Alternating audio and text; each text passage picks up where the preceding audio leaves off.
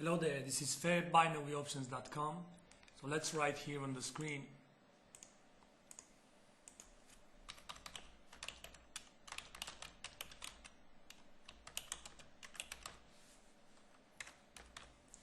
fairbinaryoptions.com. What we have here is the US dollar and Canadian dollar, and ahead of the ADP economic release, I would say that this US dollar Canadian dollar looks a bit bearish. Even though it's squeezed today, it is still looking a bit bearish. So what I would like to see on the pair is a so-called, let's say, rejection of a specific channel. What would be the channel? If you go and take a trend line from the lows in here and you drag it all the way to here, you are seeing that actually this has been quite a nice bounce. Why is this important? Well, this is important because in terms of this corrective wave here, if this corrective wave here is acting or it is an independent structure, then we cannot have here a so-called zigzag, because we know that the zigzag is channeling really well. Well, just clone this one and put it in here, and this is our channel. You might say, all right, but market where it goes aggressively above the channel, it doesn't really matter. What's important is if market reacts in here. Well, it did. However, it may be only a coincidence, and now we should look if the channel here is broken. If this channel here is broken, it means that our wave to the upside, our whole wave to the upside in here is already completed, and we should look for a retracement into something like 61.8 out of this move. Now, what is 61.8? If you go and take a fib and we go from here to here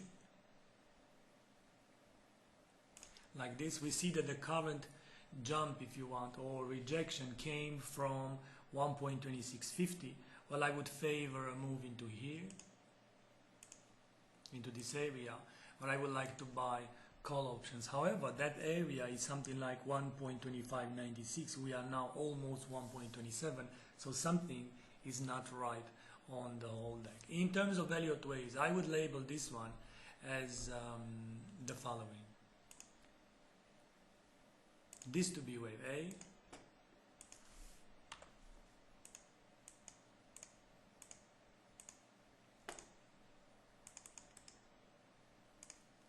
this to be the B wave, and this to be the C wave, like this, A, B, C.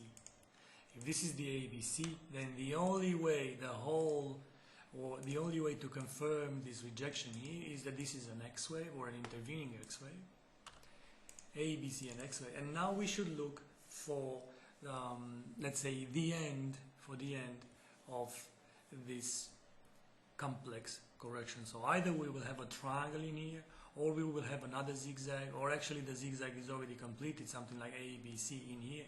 We don't really know. But if and when market breaks from this lower level, we want to buy put options, and when it comes into 1.2590 area, 80, we want to buy call options. What would be the expiration dates? Well, for the first trade, for the put options, I would favor end of day to the expiration date. So end of day expiration date for the put option, and for the call options, I would go with 1 week expiration date. So it depends very much on the moment of time that the call options is going to be triggered. Then we should choose 1 week expiration. If it is on a Monday, for example, we can even go with end of week expiration date. Thank you very much for being here. This is fairbinaryoptions.com. It is a channel in a zigzag or a zigzag family pattern that should give us the opportunity of buying both call and put options. In this case, put and call options.